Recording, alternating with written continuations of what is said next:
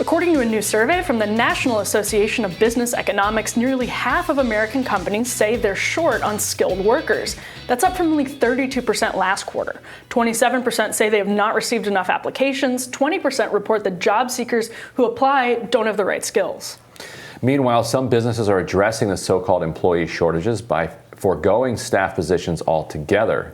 Human staff, that is. CNBC reports that the food industry is turning to automation to handle back-of-house positions that are traditionally undesirable, like manning the fry station or running food. Joining us now to discuss are Michael Starr Hopkins, president at Northern Star Strategies and a Democratic strategist, and Amy Tarkanian, former chairwoman of the Nevada State GOP and a Republican strategist. Welcome to you both.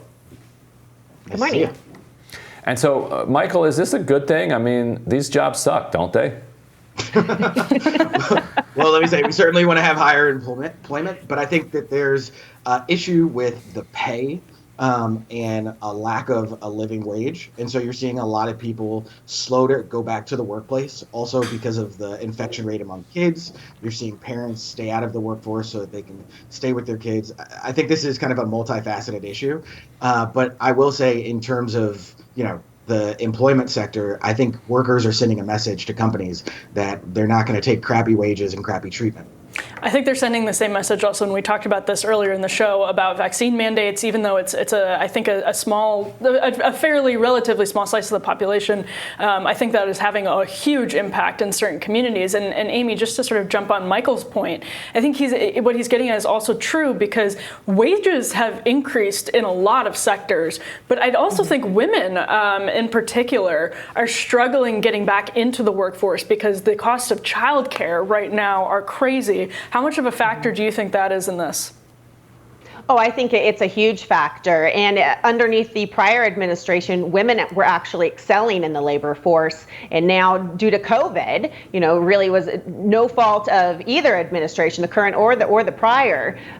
We are now stuck back at home, so to speak. And even though, I do stay at home as well, and it is a very tough job, and I would consider it a full-time job. There are many who also prefer to work outside of the home.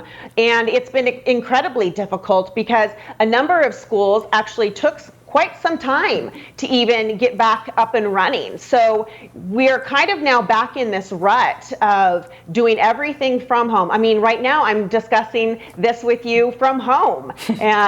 Before, I would actually go into a studio. And so a lot of things have changed just with the workplace, the home, with schooling. So I do see that this is going to be a major problem. And it's just like with exercise, right? If you take some time off, it does get a little bit harder the longer that you wait to get back on that treadmill. And so, we're now, I think, getting accustomed to having to do things differently. And some is good, some not so good.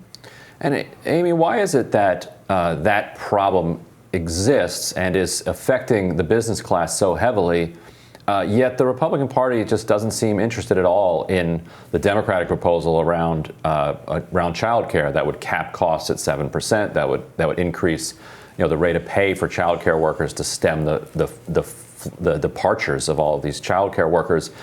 Clearly, this has been a market failure. Like the United States, without any government intervention, has not been able to create a sustainable child care system. Why just leave that as the wreckage that it is? I'm going to tell you, I love my children and I'm grateful to have them in my life, but I do not enjoy watching other people's children.